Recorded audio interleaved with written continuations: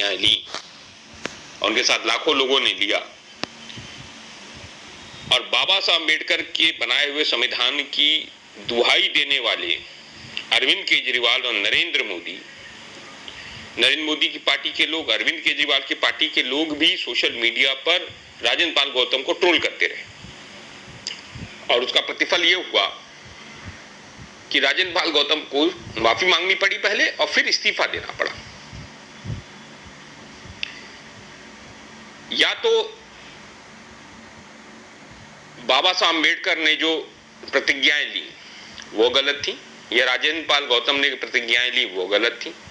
कौन सही था कौन गलत था यह मैं आपके ऊपर छोड़ता हूं।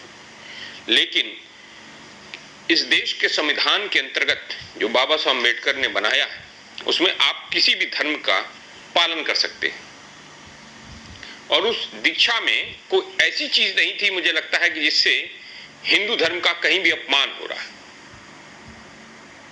लेकिन अरविंद केजरीवाल ने फिर से साबित कर दिया, जो उनके पर आरोप लगता है कि वह बी टीम है भारतीय जनता पार्टी के, वो आरएसएस के द्वारा ही निर्मित एक संगठन है जिसने विवेकानंद इंटरनेशनल फाउंडेशन में एक मीटिंग हुई 2009-2010 के दौरान, और अन्ना आंदोलन की क्रिएशन किया गया। बाबा रामदेव उसमें रहे, उसमें अन्ना हजारे रहे, उसमें अरविंद केजरीवाल रहे, मनीष सिसोदिया रहे, उसमें गोविंदाचार्य रहे, आरिफ मोहम्मद खान रहे, किरण बेदी रही, और ये सारे जो लोग उन्होंने, और एनके मिश्रा, पीके मिश्रा, अजीत डोभाल उस मीटिंग में रहे, और उन्होंने एक आंदोलन क्रिएट किया जिसमें पूरा देश इकट्ठा हुआ कांग्रेस की मौजूदा सरकार, मनमोहन सिंह की सरकार के खिलाफ।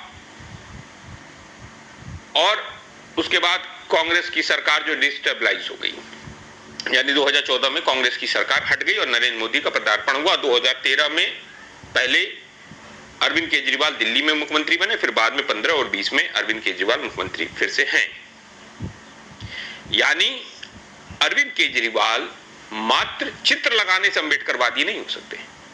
उन्होंने राजेंद्र पाल गौतम का इस्तीफा लेकर यह साबित कर दिया कि उनका जो निष्ठा है वो आरएसएस के प्रति है, वो भारतीय जनता पार्टी के प्रति है।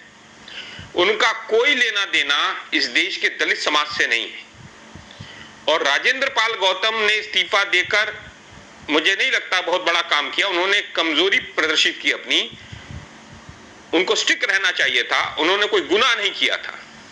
लेकिन राजेंद्र पाल गौतम ने इस्तीफा देकर यह साबित करने की कोशिश की कि इस देश में जो आरएसएस चाहेगी और जो बीजेपी चाहेगी वही होगा। और अरविंद केजरीवाल ने इस बात को, मतलब ये कहा जाए कि उस पर ठप्पा मार दिया कि आरएसएस और बीजेपी ही सही है। यह जो ढोंग रचा जा रहा है अरविंद केजरीवाल के द्वारा कि वो दलितों की हितैषी हैं, इस दीक्षा के बाद, बौद्ध दीक्षा के बाद, बौद्ध धर्म धारण करने के बाद उनका भांडाफोड़ हो गया कि अरविंद केजरीवाल इस देश के दलितों के एक तरीके से शुभचिंतक नहीं है, और वह पूर्ण रूप से आरएसएस के द्वारा प्लॉटेड व्यक्ति। अगर नहीं होता तो अरविंद केजरीवाल स्टैंड करते, राजेंद्र पाल गौतम के साथ स्टैंड करते कि राजेंद्र पाल गौतम का इस्तीफा नहीं होगा। अरविंद केजरीवाल अपने 2 मंत्रियों का इस्तीफा नहीं लेते जो भ्रष्टाचार के ईडी के जांच में गिरफ्तार होकर एक जेल में है और दूसरे ऊपर सीबीआई की जांच बैठ रही है और ईडी की जांच हो रही है। वो है सत्येंद्र जैन और दूसरे हैं मनीष सिसोदिया। उनका इस्तीफा नहीं हो रहा है, जिसमें से सत्येंद्र जैन जेल के अंदर है। बड़ी विडंबना है। एक व्यक्ति, एक मंत्री जो मात्र शपथ ले लेता है बौद्ध धर्म धारण करने का, उसका इस्तीफा हो जाता है, लेकिन वहीं पर सत्येंद्र जैन और मनीष सिसोदिया जिनके ऊपर भ्रष्टाचार के पूर्ण आरोप हैं, उन पर कोई कार्रवाई नहीं होती। उपराज्यपाल भी शांत हैं। दिल्ली के उपराज्यपाल हर बात पर